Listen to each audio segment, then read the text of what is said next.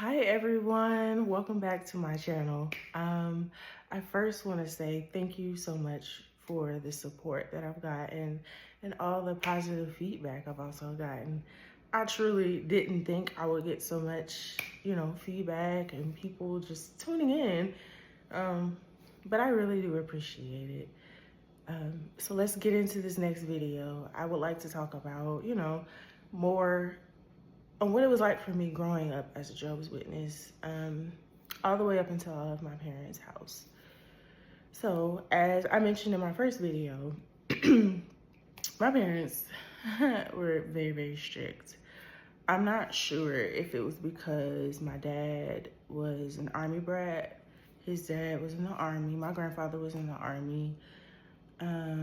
So they moved around a lot to different countries, and men in the Army are very strict. They're very, routine and by the book. Just naturally, that's what they do because that's what they're taught to do in the Army. So I don't know if it was because my dad grew up that way and then he became a Jehovah's Witness, so it was like strict on top of strict. I'm not sure if that played a factor. I think it does, but I grew up very, very strict. So like, I couldn't get my hair straightened until I was 14.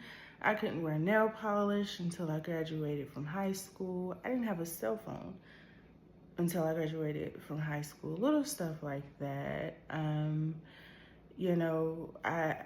was restricted to certain type of books, certain type of music. I didn't go anywhere by myself until I graduated high school.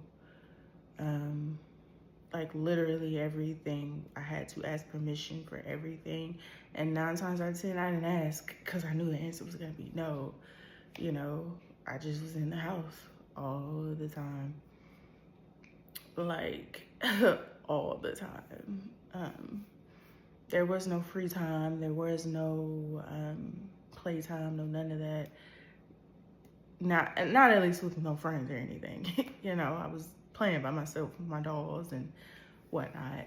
And then being that, I grew up very strict, my parents are very unemotional as well, unaffectionate.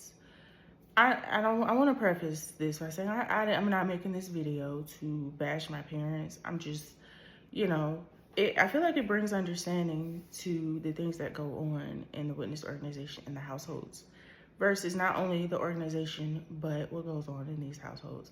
And I'm not saying what I went through is what every Jehovah's Witness goes through growing up, but it is a very common thing because, the witnesses have very strict rules, very, this way is the only way. So that creates a strict environment in itself. And then couple that with just parents that are strict for no reason. Yeah, no. Anyway, so my parents are very, very unemotional. If I'm crying, it's like, what are you crying for? Okay, suck it up. That's life. Life is unfair. There was no comfort, no nurturing, not anything like that. I don't even remember my parents showing affection to each other past like 5. I remember we lived in one house growing up till about 9. I was 9 years old, and then we moved to another house.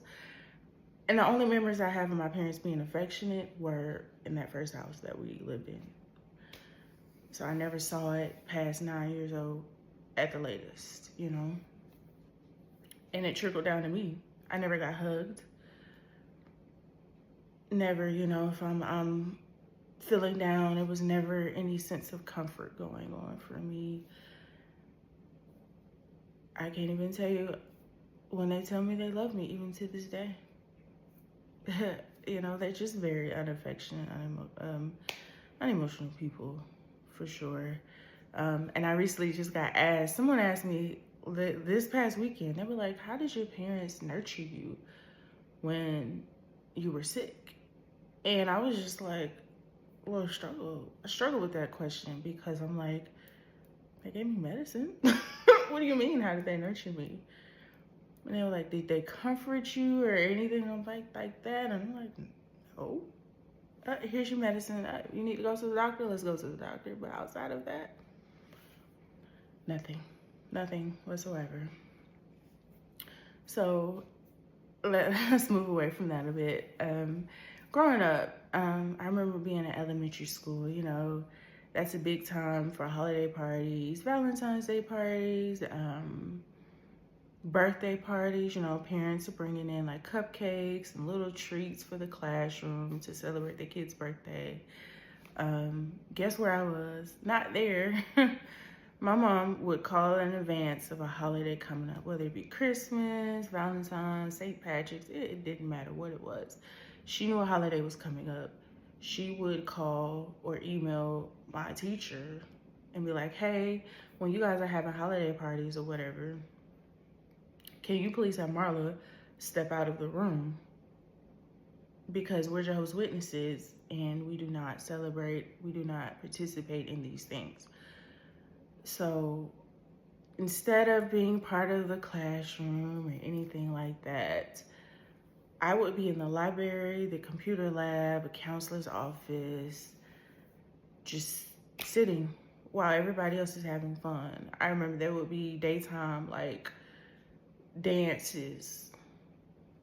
You know, everybody's coming to school dressed up for their dance or whatever. They're like, are you going? It's like, no, I'm gonna be in the library. I'm gonna be somewhere else. And then you, as a kid, you're having to repeatedly explain why you're not participating, why you're different. And that creates a very, very, the mindset, you know, it starts from a young age that I'm different, that, you know, I can't associate with these other people. You know, they're bad people. That's why I'm in the library. That's why I'm in the counselor's office, computer lab, you know, because these are bad people. They're doing bad things and I can't associate with them. But at the same time, I want to, because I'm a kid, they're kids.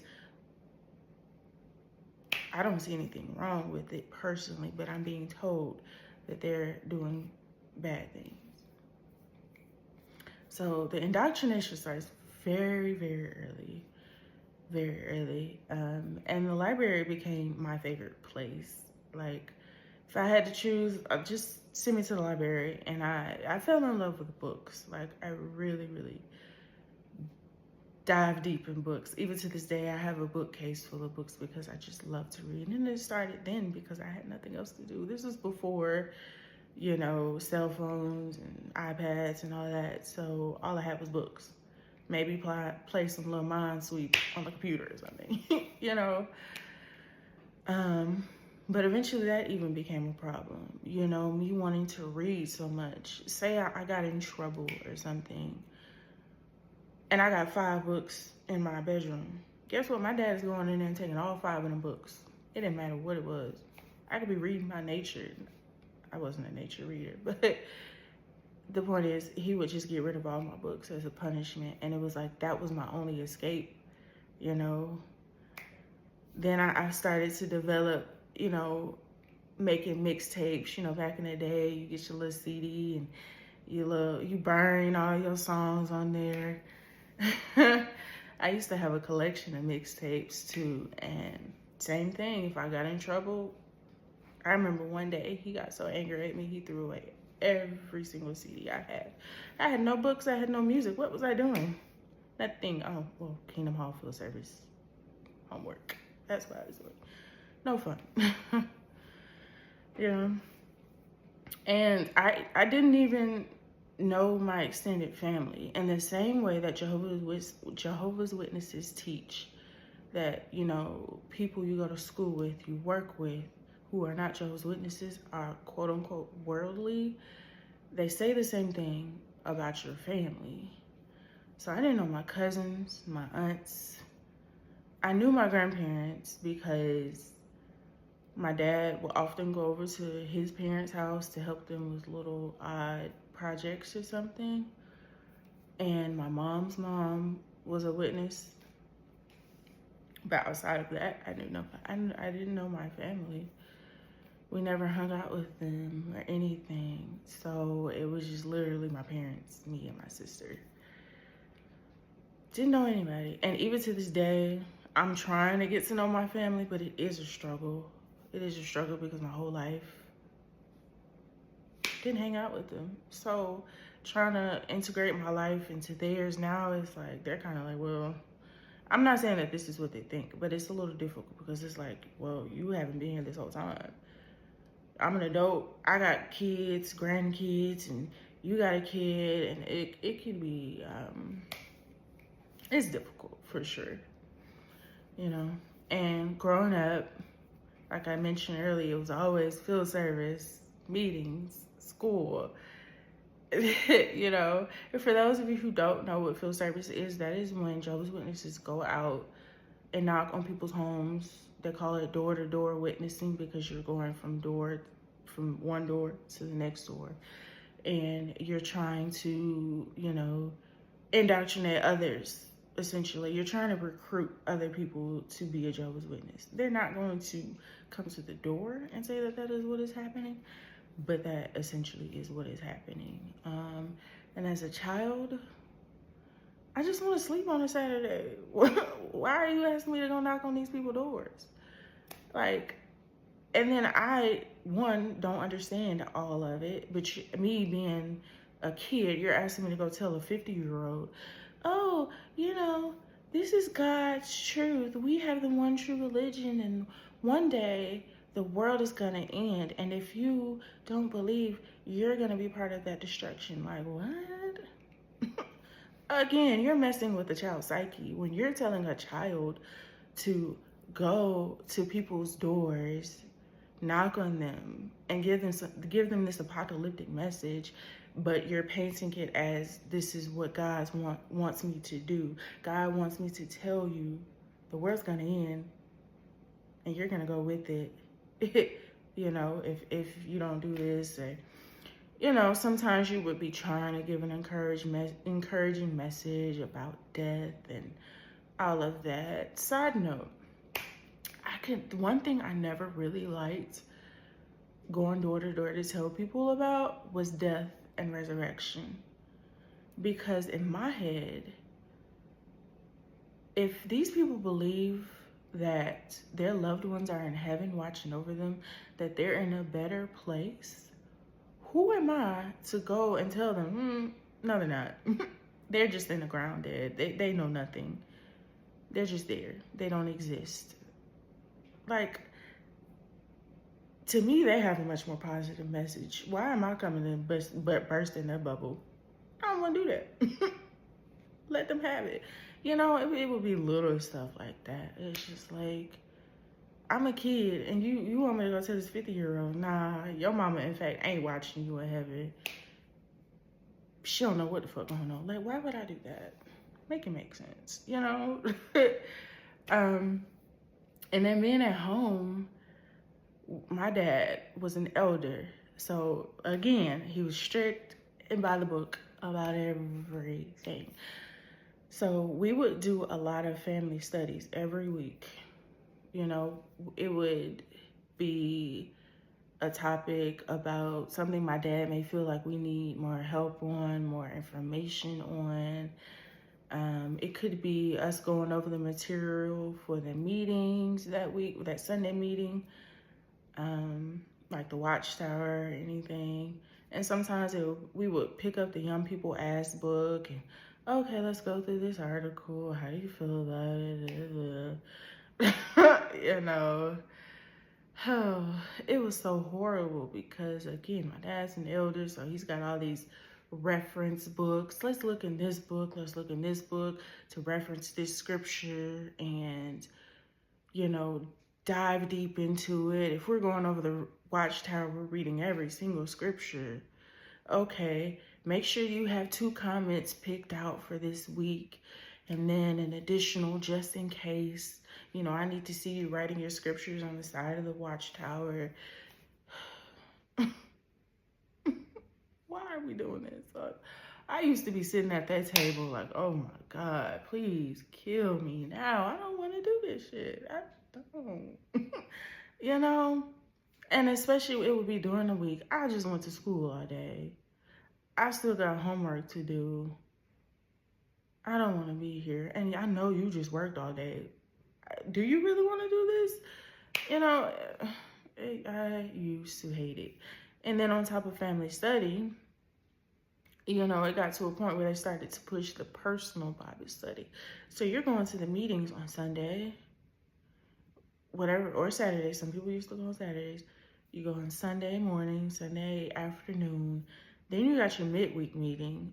Ours was on Wednesday. Then you want us to do family study, which I think we typically did on Thursdays. And then you want me to do personal Bible study one of those days. And then I got field service one of those days. It's 5 days a week. 5 days a week of doing this Jehovah's Witness stuff. I am about to die. Like, literally. I hated it. I literally hated it. Now, mind you want me to get ready to go out of field service. You got your presentations ready, you know.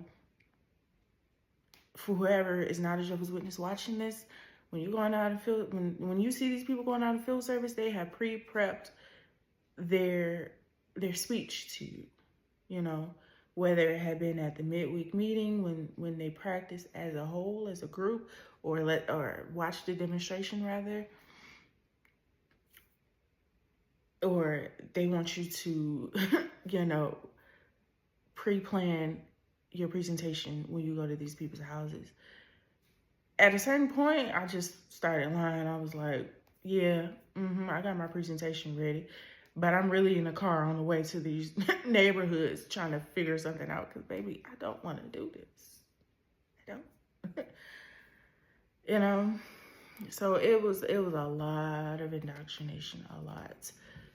With my parents being so strict. Again, like I said, I wasn't doing anything but school, field service, meetings, homework. And growing up, I really, really wanted to be in extracurricular activities. But of course, that is frowned upon in the witness organization. I wanted to play volleyball. I couldn't do that. And I was like, it's gonna help me keep healthy. I think my parents had used the excuse of, you know, sports are just too involved. And, you know, of course, witnesses are saying that when you participate in extracurricular activities, that you are spending more time than needed with worldly people that could influence you, they could do all of this, which didn't make any sense because it's like I'm already at school for 8 hours. What's an additional 2 or 3 gonna do that whatever I could have did in them 2 or 3 hours, I could truly do in them 8, because best believe I was behind their back. You know what I'm saying? So them 2 or 3 hours was not gonna make a difference. But anyway, in my mind, I thought volleyball was less, the less out there choice for a sport. You know, basketball is real mainstream. Everybody coming to the basketball games. It's a big thing. But volleyball, you know, it's a little chill, you know. But I wanted to do something. Okay, no. Then I wanted to be on a dance team. You know, I couldn't do that either. Which kind of understood, kind of didn't, because, you know, a lot of times the dance team, like just like cheerleaders, they may wear like really tight outfits or something. It tracked with my parents because they were strict. But it was still the same excuse as why I couldn't play volleyball, because I would be spending extra time with worldly people and it would be taken away from from my spiritual duties. It would be taking me away from Jehovah and all that, you know? Whatever. So again, what am I doing as a adolescent, as a teenager? Nothing. Finally, because all I was doing was homework, field service, meetings, I was pretty smart, you know? So finally, they did let me join the National Honor Society. And I was part of, I can't even remember the acronym, but it was like a medical side. I went to a magnet school, so they had a math magnet and a science magnet. So I was in the science magnet program. So there was a program that geared you or set you up to go to the healthcare pathway. And there was like a extracurricular or a group for that. I don't remember the acronym. But I was a part of that and the National Honor Society. But that was like a meeting for like 30 minutes, an hour after school. It really didn't do anything. It was just something to be able to put on a resume for when you graduated. So there really wasn't much involvement there. You had a page in the yearbook, but I ain't do nothing with it. So I don't know if that truly counts or not. But yeah. So being a teenager, it was very, very hard because I want to go hang out with these people after school. I want to be their friends and all that, but I can't because y'all are bad association. And I couldn't understand that because it's like I have so much fun with these people. I could talk to them. I can be myself around them. But I go to the Kingdom Hall. I don't know these folks. You know, they judging me. They looking at me weird, you know. All they want to do is talk about Jehovah. Can we talk about something else? You know.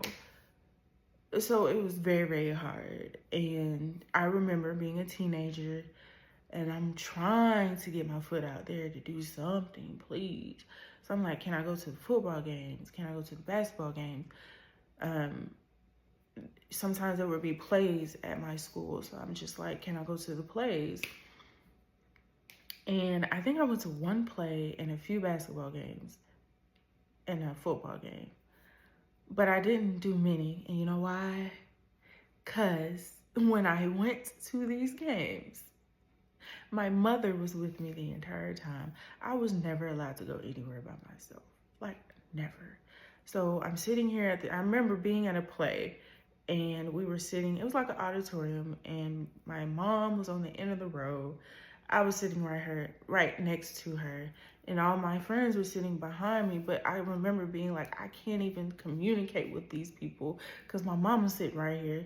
I can't say what I want to say. I can't do what I want to do, you know. And I got a little teased for it because I'm the only kid with their mom. I'm 16 with my mom sitting right next to me, you know. Same thing at football and basketball games. It's like, I can't really go walk around and mingle because she's not going to let me. She wants me to sit right here next to her the whole time. And what's the point of even coming if I gotta sit next to you this whole time, you know? So I just let that go. I stopped asking to go to games and plays because I'm still with you. And the whole point is to be a teenager and get away from you. No, I was so strict, so strict, you know? Even when I would go to conventions, I'm a teenager. My mom does not want me to walk around. My parents do not want me anywhere by myself. So while the young kids are mingling and all of that, I'm with my mom, walking around by my mom, with my mom, I'm sorry. You know, there's literally nothing I'm doing by myself. There's literally nothing that I'm doing by myself, you know? So that in itself created a insecurity. It created a social anxiety because all the way up until now, I'm starting to come out of it. I'm going to reveal how old I am. I'm going to be 30 this year. And this is probably the past year or so has been the first year where I feel like I'm truly coming out of my social anxiety things or habits. And I think it's purely because this past year, I've really just pulled away from the organization personally. Like, obviously I'm talking about it with you guys, but I've gotten a really, I don't give a fuck attitude about that anymore. I'm going to speak about it. I'm going to advocate against it, all of that. So I think that has helped my social anxiety. But growing up, I was being around my parents, not being able to do anything on my own. It really created an insecurity and social anxiety in me that I'm just now overcoming, you know? I'm still awkward. If you met me in real life, I'm awkward. I'm gonna be real. But that is why, you know? And being a teenager, I couldn't even go to prom. You know, I didn't have a cell phone, so I didn't have no way to communicate with anybody. I would sneak and take my mom's phone and be like, hey, this Marla, whatever, don't text back. Just wait for me to text you, you know, taking a house phone and calling people. I think I even started emailing people, Facebook Messenger. I wasn't allowed to have social media, but I did. You know, strict parents create sneaky kids, and I for sure was sneaky. But anyway, yes, being the biggest event of a teenager is prom, and I wasn't even allowed to do that. You know, the excuse of being with worldly people. You know what happens after prom, and it's like, yeah, it happens, but not everybody. And that is probably one of the biggest things that hurt me for a very long time, was not being able to go to prom. Because I remember seeing other witness kids go to prom. Not many, but I definitely saw some other witness kids going to prom. And the few times that I went to witness gatherings for kids or the young teenagers, it was still very isolating, because I think part of it had to do with the fact, one, my dad was an elder.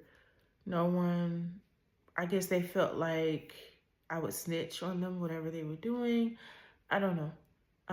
Because I'm an elder's kid. Two, my mom was always with me. And then three, I was a quiet kid because I didn't know how to talk to people. If I wasn't going door to door trying to preach to people, I didn't really know how to talk to people, you know? So when I go to these gatherings for young kids, teenagers, I'm still isolated. I'm still ostracized. I'm still in the corner by myself, you know? I remember being a teenager and somebody had a cookout. And of course, you know, my mom was there. She was sitting outside the garage with the other adults, and off a little bit to the side were a group of teenagers. And she's like nudging me to go over there. And I'm like, oh, okay, sure. I don't know what to say to these people, again, because I don't know how to talk to people. But whatever. So I go up and I'm like, hey, everybody, what's going on? And they're all literally like standing in a circle.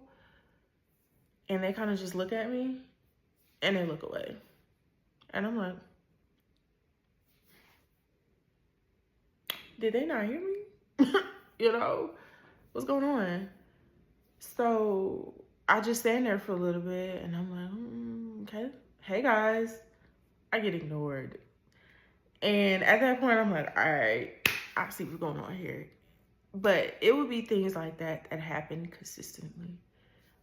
I would try to go to gatherings. I would try to make friends in the witness world. Never happened. Never happened. The two times that I made friends with people, I'm gonna tell you, was the year I was in my senior year of high school. There was a party at this house. This person, which is, you know, crazy to me. They had a lot of money. They had this big old house, this big mansion, and they had a big party. It was a whole lot of kids in there. And all the kids were in the basement, and all the adults were upstairs. Now, this was the one time I was like, okay, things is looking good, you know? And I'm in the basement. My mom, surprisingly, was upstairs. I think because they had told her, like, yo, we try to let the kids do their own thing down there, which was surprising. But I met a girl down there, and we kicked it off. And we became friends at that point. I was 17, she was 17. We were very close in age. I think she's 10 days younger than me. We don't speak anymore, but at that time, you know. But as I look back on it, that friendship was very surface. We did not have much in common. The only reason we were friends was because I was standing in the corner at that party, again, not talking to anybody. She was also standing in the corner, not talking to anybody. And I was like, oh, let's get together. But guess what our first outing was as friends? Going out in field service with her parents. Ugh. Like, how is that fun?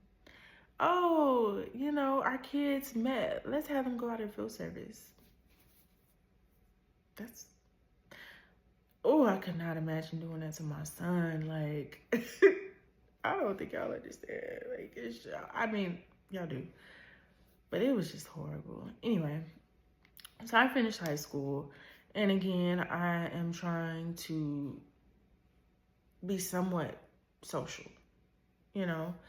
At this point, I have a cell phone now.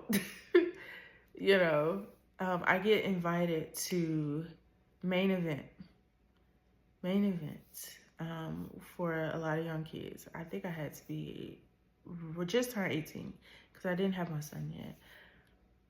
Just turned 18 and I get invited to main event. And I'm like, okay, cool. We'll see how this goes. I only knew one person, the one person who invited me. And I walk in and I see a big group of people, and I see the one person who invited me. So I knew that big group of people were the witnesses. But again, I go up and I say hey to him, and I'm like, hey, I'm here. He's like, oh, cool. Kind of turns around and does his own thing. And I'm like, okay, cool. So I'm trying to figure out what to do. I'm just standing there. Nobody's talking to me because, again, I don't know anybody. And they're all trying to decide who's going to do laser tag and who's going to go play, I think, either bowling or the regular arcade games. But again, because I don't know anybody but one person, I'm just like, it's whatever he does. But again, he was like he was the popular kid in the Kingdom Hall. I don't even know how I got invited that day. Because, again, I didn't know anybody. I didn't talk to anybody, rather. So long story short, they break off into groups doing laser tag, doing arcade games, and I'm just left standing there not knowing what to do because literally nobody said anything to me. These are just conversations that I've overheard. And I instantly just felt alone. I was just like, I don't know what to do. So I did all I knew that I could do. I left. Literally, I was there for 5 minutes and I left. And I went to the car and I cried. Because it was like the one time that I'm allowed or that I went out by myself without my mom. I'm trying to develop my independence. I'm trying to be social. And it's not working. I'm trying to be with the witness kids. Y'all don't want me to hang out with worldly people because they're bad association. But the witness kids don't want to hang out with me either. And so it was very hard. Very, very hard.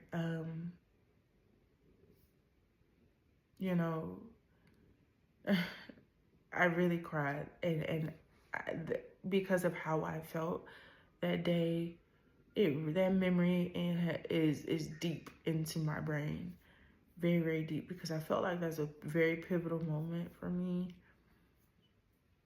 I don't know if you guys have realized from this story, but I really suffered from depression from about a young age till now, truthfully. But it was little stuff like that just really contributed to my mind and just everything, I'm trying to do what you guys want me to do, but it's not working, And by then, I think I had met my best friend that I have now. So I had her, and then I was still hanging out with the other girl. But outside of that, I had nobody, And then shortly, because I'm not hanging out with a lot of witness kids, not doing any of that, my best friend now that I have, it was still on the let's go out of field service, let's do these things. So it wasn't like full blown, freedom that we had with each other in our friendship at that point. So I think I got pregnant a few months later. Because again, if I don't have the witnesses, who am I going to turn to? So I, I'm out here doing my own thing. I got pregnant. Of course, we talked about me being disfellowshipped in the previous video. But as I got reinstated, I remember being at the Kingdom Hall and people would literally, I'd have my son in my arms. He'd be an infant. And they would just come and snatch him out of my arms and walk away. Oh, he's so cute. They wouldn't talk to me. Again, they're not communicating with me. They care more about my child than they care about me. I was still, I would try to go hang out. Now I'm 19, I'm 20. I'm trying to go hang out with the people that are my age. I'm still living with my parents, and they're like, okay, you got to be home by 11:30. Then it went up to 12 o'clock. Then it's like, well, send us pictures of where you are, who you're with, because we don't believe you. I don't know if it's because I had a kid and they felt like I was just out here doing everything and anything. I don't know. But I had to send them pictures. I had to send them my location. I had to send them all kind of stuff to prove who I was with. But I'm out here hanging out with witnesses. I'm trying to do what you want me to do. I'm an adult and you're still got this leash on me, I go to the Kingdom Hall. Nobody's talking to me. Nobody's really trying to associate with me. The times that I do associate with people, it's because it's like, I'm trying. You keep telling me I need to do something. Okay, cool. And then I get those few pity invites,